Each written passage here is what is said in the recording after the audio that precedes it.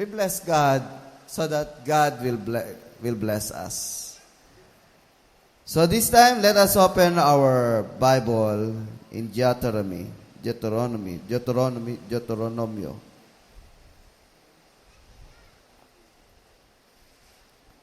Deuteronomy chapter 8 verses 1 to 10.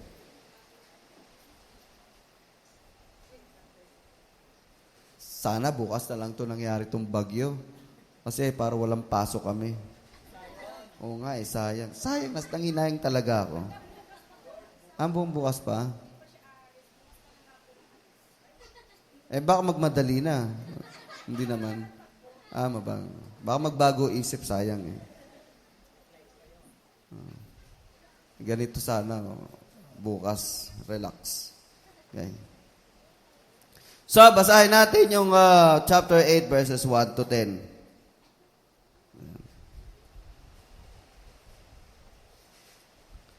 Ready na ho?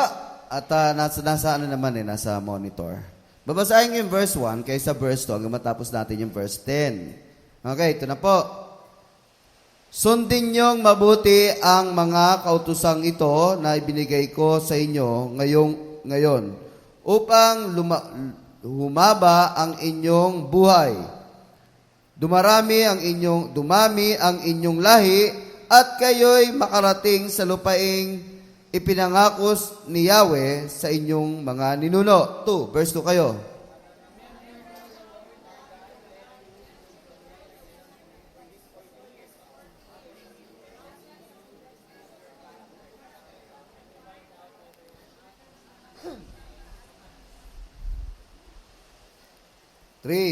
Tinuruan nga kayong magpakumbaba.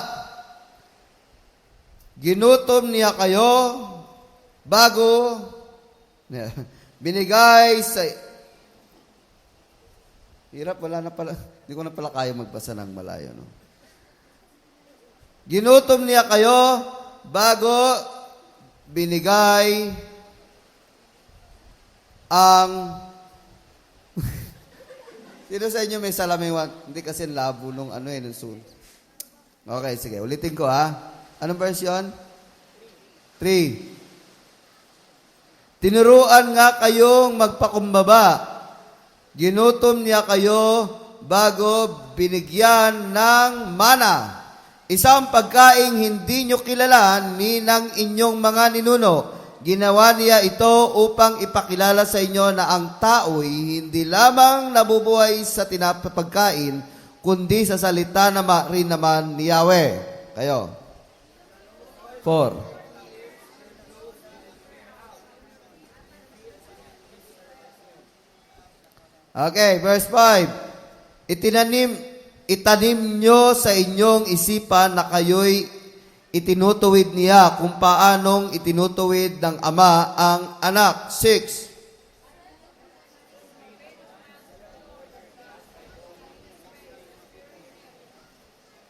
Sapagkat kayo'y dadalhin niya sa isang mainam na lupaing sagana sa tubig, maraming batis at bukal na umaagos sa mga burol at mga kapatagan. 9. Hindi pala. 8. Doon hindi kayo magkukulang ng pagkain o anumang pangangailangan. Ang mga bato roon ay makukunan ng bakal at makukunan ng mga tanso ang mga burol. 10. Praise God. Purihin ang pagbabasa ng kanyang salita. Praise God.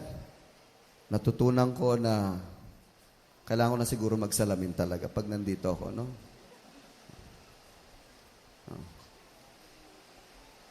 So, ang portion na to ay paalala sa mga Israelita how God provided them everything.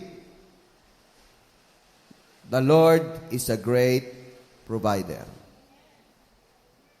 Minsan kasi pag nasa sitwasyon kang hirap alalanin eh. Masarap ipatotoo pag tapos na. No? Pero kapag nandun ka, ang hirap magpatotoo. Pero ngayon, Moses was so proud to remind them na lahat ng kailangan nyo, pinrovide ng Panginoon. Yung sandals nyo, hindi na pudpod. Totoo po yun, sinabi niya. Yung mga sandals nyo, 4 na taong kayong naglakad, hindi na pudpod. Imagine ninyo, himala, pinrovide. Lakad sila ng lakad. Malapit na kasi sila sa promised land. Pag sinabing ilang, disyerto to. Pag sinabing ilang, walang mga halaman, walang bukal, walang mapagtataniman. At sa kabila ng 40 years silang namuhay sa ilang, buhay na buhay sila. At doon, dahil nga walang halaman, nagbaba ang Diyos ng pagkain na tinatawag na mana. Kaya sabi ni Moses, ito'y pinatutunayan lamang na ang tao hindi lamang nabubuhay sa tinapay, maging sa salita ng Diyos. So remember, sinabi ng Panginoong Yesus yon, kinote niya yon, dito galing yon. Hindi lamang sa tinapay nabubuhay ang tao, kundi sa salita ng Diyos. Pero ngayon, pag wala ng pandesal sa breakfast, wala na. Away na. Mok-mok na. No? Takot na. Na ang dapat nating alalahanin, hindi lamang sa tinapay tayo nabubuhay, kundi sa salita ng Diyos. Ito'y pinatunayan ni Moses sa kanila. Nakita nyo, kahit wala kayong matagpo ang pagkain, ang Diyos nagpo-provide. Kahit karne, na-miss nila ang karne, may karne. Nagpadala ng pugo ang Diyos. At kapag gabi, minsan, sabi ng Panginoon, lakad tayo kasi sabi ng Panginoon, kapag nakita niyong ulap, okay, may ulap kasi silang sinusubaybayan. Kapag naman humihinto sila, yung ulap nandun lang sa ibabaw ng templo. Nandun lang. Kapag araw, ito'y nagiging ulap na yung alam niyo yung parang umuulan na, ganon, na hindi ito matatagusan ng init ng araw. Lakad sila. Kapag namang gabi, ito'y nagsisilbing liwanag, parang apoy sa ibabaw ng kanilang kampamento. Imagine yung himala na yun. Talagang nakaka-overwhelm. Walang makakagawang Diyos ng relihiyon na ganon. Magbasa kayo ng mga relihiyon. Ang history nila, walang ganon. Iba naman, sabi nila, fairy tale daw. Fairy tale, andyan pa nga ang Israel. Fairy tale, kapag wala na yung mga sinasabi sa lugar na yun. Halimbawa, Troy. May Troy pa ba? Yung sinasabi ng Iliad and Odyssey. Hindi nila malaman kung saan yung Troy. Okay? Lahat ng mga sinasabi sa mga ibang relihiyon, yun ang fairy tale. At sinasabi nila, doon naman sa Rigveda, na relihiyon naman ng mga Hindus, meron tawiran sila sa Lanka. Nasaan na yung tawiran na yon? So, hindi to fairy tale yung sinasabi ni Moses sa mga Israelita, nabuhay kayo ng walang-wala. Lahat pinrovide. Because God is the great provider. Ang sabi ng Panginoon ni Moses, tinuturuan lang kasi kayong umasa sa Diyos. Kaya huwag kayong matakot kapag kayo tinawag ng Diyos at kayo naging Kristiyano. Sometimes talaga, may inaalis siya. May aalisin sa inyo. Isipin nyo na, ano kaya alisin sa akin? Paalis nyo na yon. At ang Diyos ang magpo-provide. Kaya minsan, maganda pa yung Kristiyano na talagang wala ka na eh. Wala nang aalisin. No? Talagang nasanay ka na eh. Dire-diretso na eh. Pero yung mga dating meron ka na alam mo namang ito ay hindi kalooban ng Diyos, ang hirap tanggalin.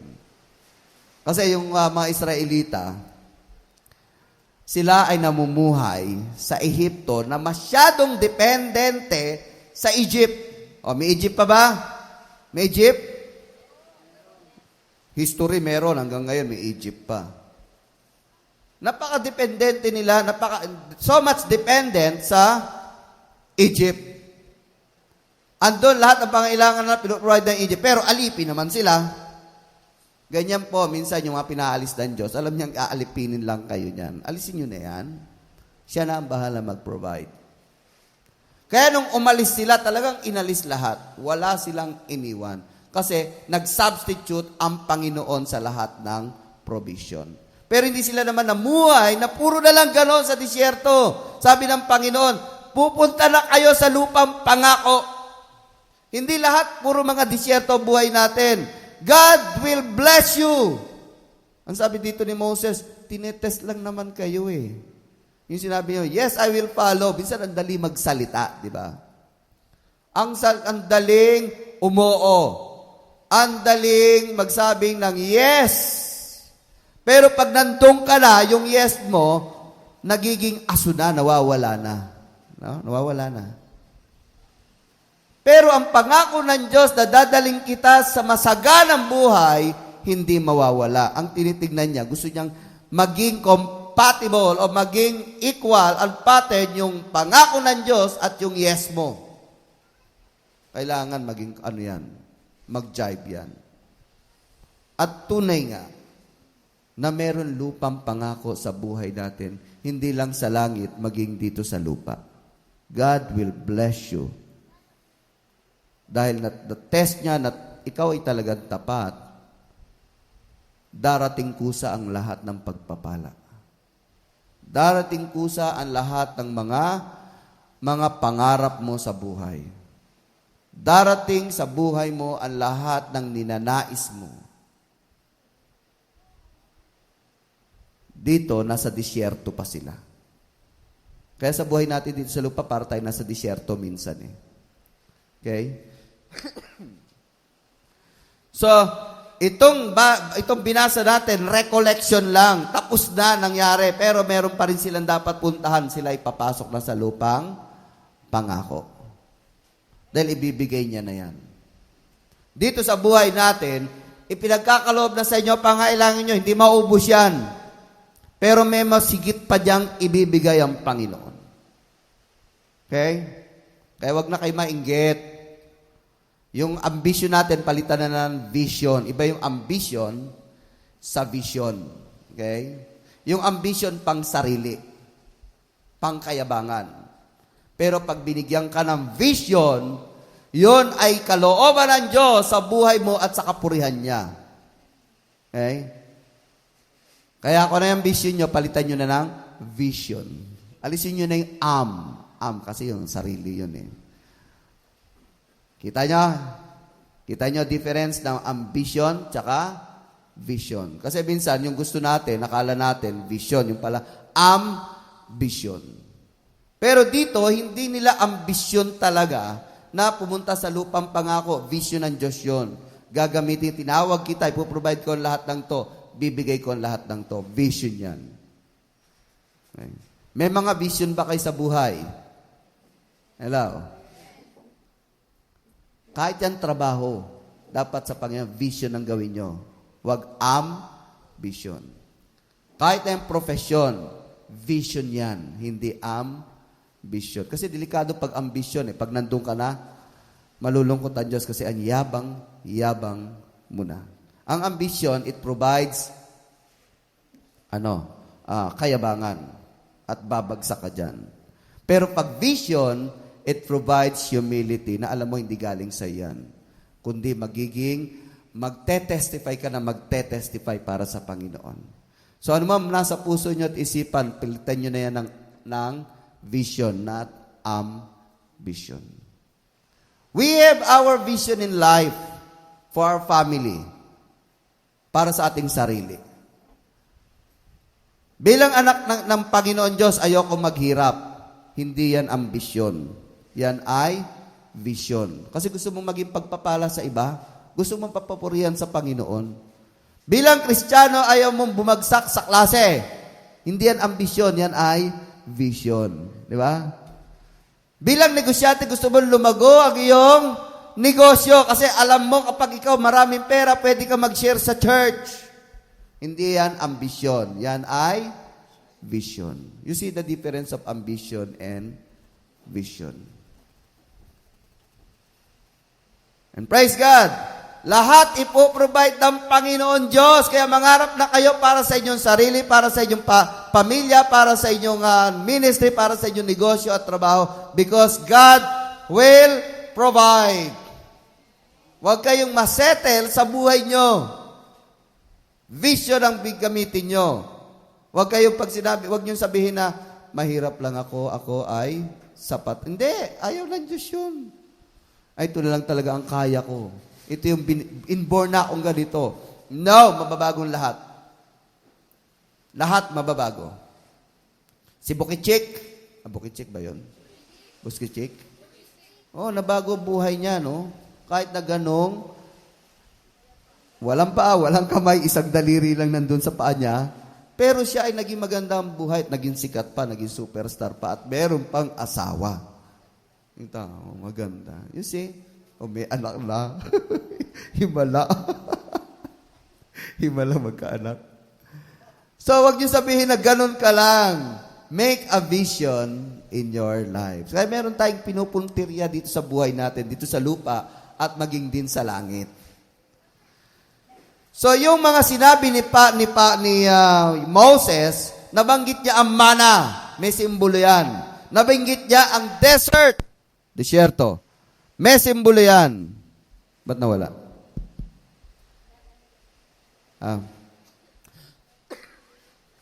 Nabanggit niya ang promised land. May simbolo yan sa buhay natin. Nabanggit niya yung patnubay. Yung sa patnubay na sinasabi niya, yung clouds. May simbolo yan sa buhay natin. I-pattern natin sa buhay natin. Okay, unang-una, sabi niya, hindi kayo nagutom. Dahil yun sa mana. Mana is a symbol of miracle. Things unseen, food for spirit, and God's provision. Actually, wala naman talagang mana. Hindi ito natatanim. Hindi ito bumubunga. Ito ay nagmumula sa langit. Kasi talagang walang-wala na. At the end, God is making a miracle. There are two kinds of miracle, di ba? Sinabi ko sa inyo. Natural and supernatural. Ito supernatural na kasi walang magawa na eh. Hindi sila makapagtanim at ora-ora mismo na yon. Kaya God at the end na wala na kayong magawa, God will perform a supernatural and that is a miracle in your life. In fact, maganda sana kung laging supernatural eh. Pero God provided everything na eh. May mga natural na mga miracles siya. Pagkain, pamilya, mga ano yan, maging yung mga income natin, that is a natural miracle. Itong building natin ito, hindi ito bumagsak. Na humingi tayo, bigyan nyo kami ng church, nagkaroon. Hindi naman ito ginawa niyan supernatural, but it's just a natural occurrence.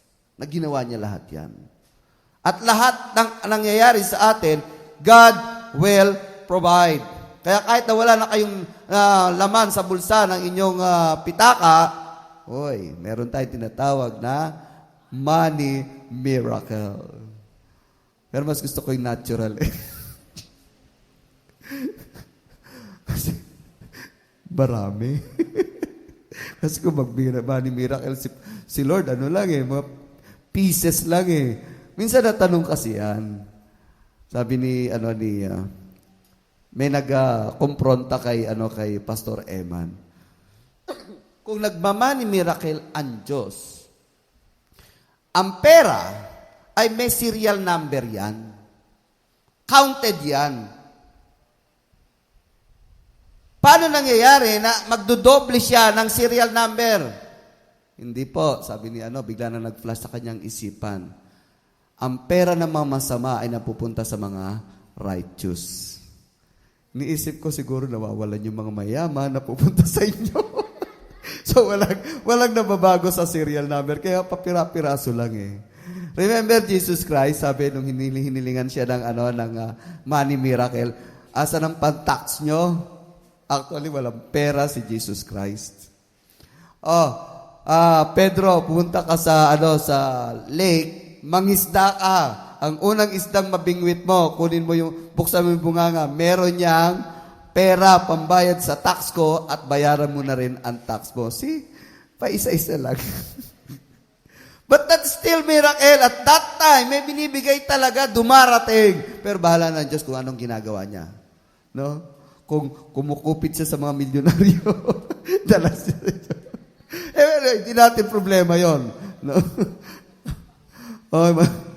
Nawawalan sila, hindi nila nalalaman na pupunta na sa inyo. Kaya nga sabi sa Bible, ang pera, the blessing ng mga mayaman ay sa mga unrighteous ay napupunta sa mga righteous. Hindi na siya tinanong uli. Maari nga. Kasi nga, kung gagawa siya ng pera ang Diyos, magduduplicate ang serial number at bawal sa ating batas. But God still hindi nagdo-duplicate. So, kung wala na kayong pera sa pitaka nyo, expect nyo na money miracle. Tulad ni Army. Si Army nagkaroon ng 500. Si Ate Rosa nagkaroon ng 1,000.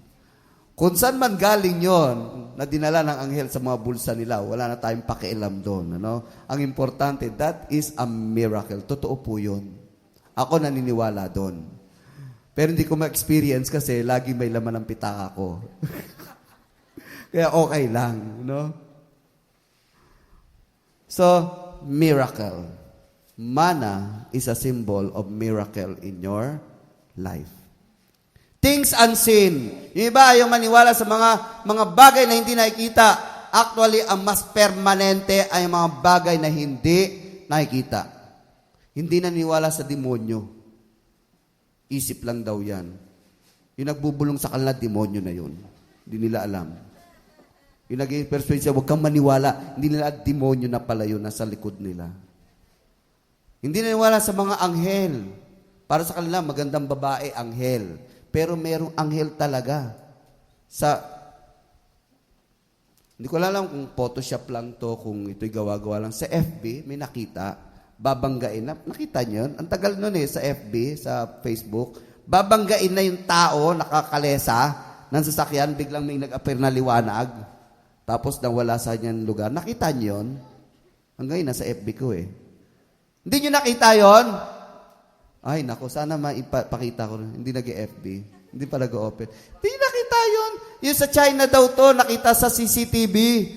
Babanggain niya na yung isang van. Ang bilis kasi, no, sa highway, gabi. At may tumatawid na kariton. Nakita niyo na yan? Naalala niyo na yan? O, sige.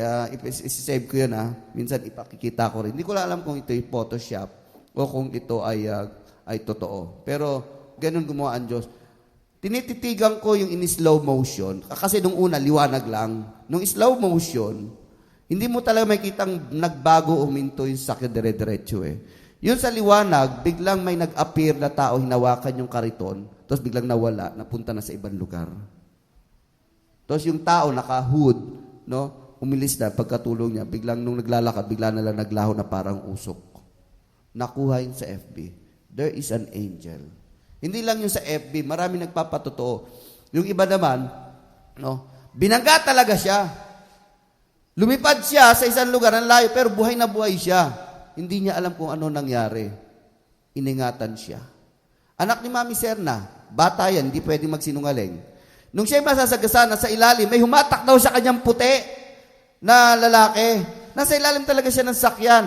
Ang bata ay mahirap gumawa ng kwento. At di siya pinilwalaan. Anak ni Mami Serna, sino ba yun? Si Gabriel? Si Melfred? Apo na pala. Talagang sinasabi niya, may humatak sa akin.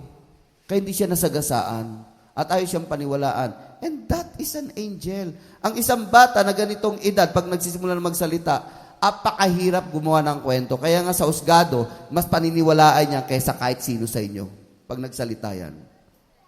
Sinabi niya, hinatak siya ng isang lalaki. Sino yun? There is an angel. There are angels that help us. So, manna is a symbol of unseen. Ang mana, hindi to tinatanim, wala to sa daigdig, wala sa anumang bansa, pero bumaba, kinain nila. So, meron mga bagay na unseen. Kaya ang Panginoon is providing you from somewhere, mula sa wala, ay nagkakaroon.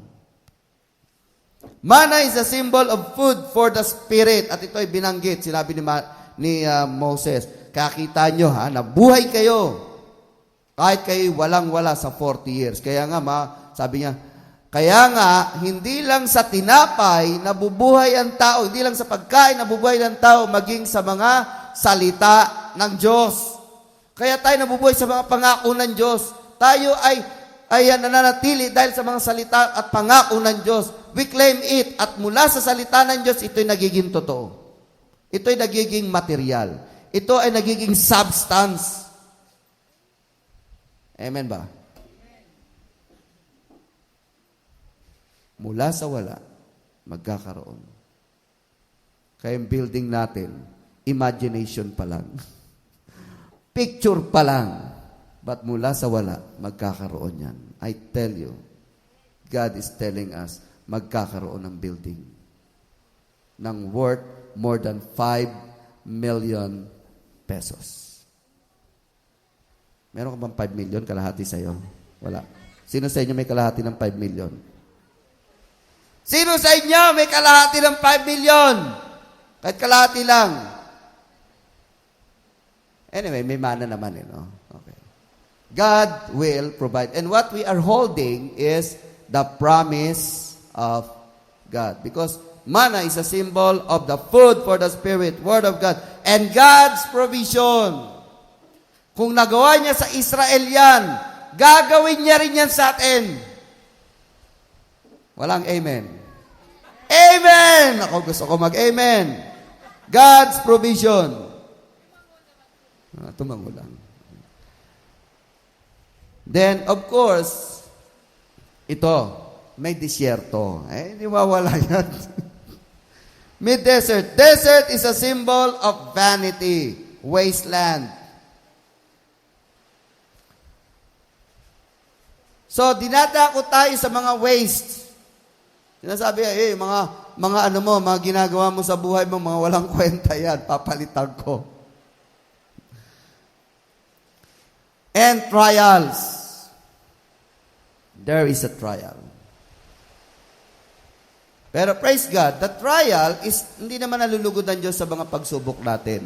Gagamitin niya lang yan kasi He wants to build in you a strong reliance and faith in God. He is disciplining you. And lastly, pinabababa niya lang ang iyong isipan. Huwag kayong maging mayabang. Huwag kayong dumipende masyado sa sarili nyo. Huwag kayong dumipende kung ano yung mga napagtagumpayan nyo. In an instant, pwedeng ibagsak ng Diyos yan. Iwala ng Diyos yan. So, there is desert in our life. And praise God, yung mga nag-experience ng disyerto sa buhay. Okay? Ayoko na magpataas ng kamay dahil lahat tayo tataas ang kamay. Automatic yan. May mga disyerto sa buhay natin. So, it is a symbol na kailangan magpakumbaba tayo. Lagi tayong tumawag sa Diyos.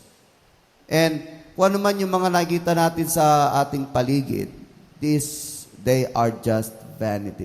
Temporary lang yan. And then, there is what you call the promised land. Promised land. Sabi ni Moses, dadaling ko kayo sa palupang pangako. Alam niyo ba, si Jesus Christ may promised land din sa atin. And that is heaven. And there is life after death. At meron tayong destiny and we are full of hope. So, promised land is a symbol of heaven. Life after death, destiny and hope. Kaya hindi tayo mawala ng pag-asa because there is a promised land. Ang buhay natin ay hindi lamang dito sa lupa. Kaya nga sabi ng Panginoon, huwag niyong ibigin ang daigdig. Mamuhay kayo ng masaya na sa buhay niyo. Kayong mga mayaman, isipin niyo na wala kayong kayamanan. Kayong mga mahirap, isipin niyo na kayo'y puno ng kayamanan. So, binabalance niya yon. Ayaw niya na tayo masyadong Gustong-gusto dito sa daigdig. May mga mahirap na nga kung ano, ayaw pag maniwala sa Diyos. Walang-wala na nga rito ayaw pang tumawag sa Diyos. Alam niyo ba, hindi lang mayaman na mayabang, meron mga mahirap na ang yayabang, lalo na yung ayaw tumiwala sa Diyos. They are proud. Lalo na kung bigyan sila ng pagpapala ng Panginoon, lalo magyayabang yan. Lalong magiging mata pobre. Mayaman naman, di naman lahat ng mayaman ay matataas. Meron talagang magpakumbaba. Meron talagang nagbibigay. Meron talagang tinawag ng Diyos para maging mayaman at magamit sa iglesia. So, whether there is meron tayong kayamanan o wala, hindi ito ang importante. This is only a temporary. Meron tayong talagang destinasyon natin. At ang destinasyon natin ay makapiling ang Panginoon Diyos bilang hari ng mga hari, bilang kapwa tagapamuno ng Panginoon, bilang mga tagapamahala sa kanyang ililikha. Kayo ay gagawin ng Panginoon Diyos, mga kapwa tagapamahala ang mamanahin natin sa Panginoon. Bakit sinabi ng Diyos na tayo ay anak ng Diyos at kapwa tagapagmana ni Kristo sa Roma? Ano ba'y pamamana sa atin ng Panginoon Diyos? Lupa pa ba? Hindi. Destroy nga ito Pera ba sa bangko? Wala yun. Hindi lang eternity, but power and glory and authority. Ang totoo, mas hihigit pa tayo sa anghel. Angel are ministering spirits. They minister. They are created to minister. But God loves them. Mahal din sila ng Panginoon. Pero tayo, nilikha tayo hindi lang talaga mag-minister. For the meantime, nagmi-minister tayo. We are created to have authority. Kaya pag sinabi natin sa pangalan ni Jesus, lumalayas ang demonyo. And I believe we can ask angels to serve us. Even now. Kahit ngayon, pwede kayong humingi ng tulong sa anghel. Because you are co-heir, kapwa tagapagmana ni Kristo. And that is the promise of God. Ngayon palang i-claim nyo na that you have authority. You have the power because you are children of God. And then, there is a cloud and wall of fire. Sabi, hindi kayo iniwan ng Panginoon Diyos, pinatnubayan kayo, yung patnubay na yon. Kung babasahin niyo yung pag-alis nila. Sa umaga, may cloud. Sa gabi, ito ay nagiging wall of fire. The cloud and a wall of fire is symbol of Holy Spirit, presence of God, guidance, and protection. At ito'y nangyayari pa rin sa atin. Mga kapatid, napaka-importante na tanggapin nyo si Jesucristo sa buhay nyo. Hindi ang binyag ang initiation. Ito ay parang formal program. Pero gawin din natin, magpabautismo tayo sa tubig. Pero ang initiation talaga para tayo maging Kristiyano at maging masulat ang ating pangalan sa aklat ng buhay ay a prayer of acceptance. Tanggapin natin ang Panginoong Jesucristo sa buhay natin bilang Panginoon at tagapagligtas. Ano significance doon? Kasi yung Espiritu niya ay mananahan sa inyong katawan, sa inyong buhay. And once you have accepted the Lord Jesus Christ, you have already the Holy Spirit that guides you. Nagre-recall yun, nagbibigay sa inyo ng recollection ng mga salita niya.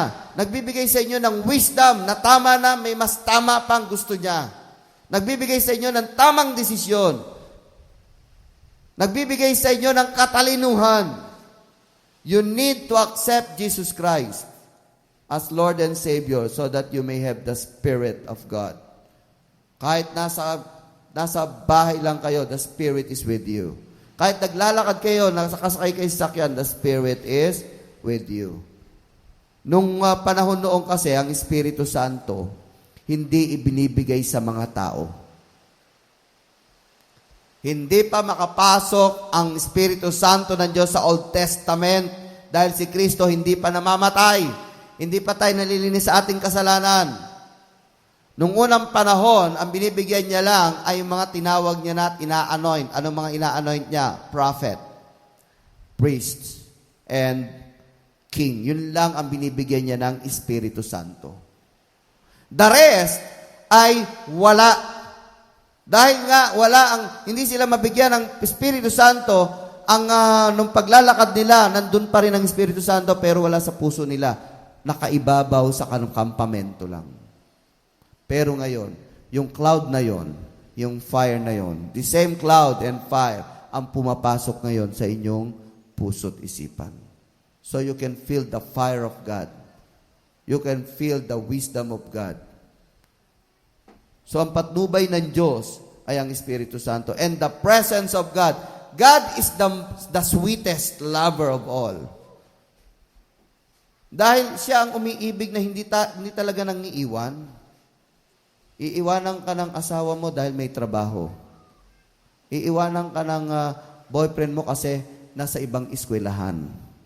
Iiwanan ka ng kaibigan mo kasi tinawag ng nanay kailangang umuwi sa probinsya. Lahat ng mangingibig natin, iiwanan kayo sa mga iba't ibang dahilan. Pero ang Espiritu Santo, ang presensya ng Diyos, never siyang iiwanan kayo dahil wala siyang dahilan para iwanan kayo. Mahal kayo ng Panginoon. Okay. Kahit nasa gitna ng disyerto, kahit sabihin nyo, walang-wala, God still feel your need. God still feel your need. Nandyan siya. Kaya yung mga naglalakad dun sila sa disyerto, akala nila wala na talaga. But God is with them. Alam ng Diyos ang pangailangan nila, hindi sila pinabayaan. Ultimo nga sandalyas dahil alam ng Diyos na wala namang sapatero doon, walang SM. Nabanggit yun. Maging ang sandalyas nyo, hindi na pudpud. Dahil kailangan nila yon. So God is with us to guide us and to protect us. So tulad ng nangyari sa Israelita, mangyayari sa atin to. We have manna. We have desert in life. Diba? May mga disyerto tayo sa buhay natin, ano? We have promised land. And we have the cloud and wall of fire. Kaya nga, God's provision is always ahead of us. Hindi mawawalan tayo ng provision ng Panginoon. Sa lahat ng ating pangailangan, nauuna na yan. Pero paano mo susundan yon? Gamitin mo ang matang pang-espiritual. Ano yung mata ng espiritual? Sinasabi ko sa inyo? What is the eyes of spirit world? Ano yung mata natin sa mga spiritual na mga bagay? Faith. Faith is the eyes of the unseen. Faith is the eyes in the spiritual world. Faith is the eyes to see God. So, praise God. God's provision is always ahead of us. So, anuman ang disyerto nyo sa buhay, don't worry. Use the eyes in the spiritual world. Sino gagamit sa Kanya? Ngayon, buksan nyo na. Sino ang magsabing, Lord, gagamitin ko ang mata kong spiritual. Hindi third eye, ha? Masama yung third eye. Okay? Ang mata natin, ang ating mata sa spiritual na daigdig ay pananampalataya. Sino magsabing bubuksan ko ang mata ko mata ng aking spiritual dahil nakikita ko God is providing ahead of me. Magsitayo po.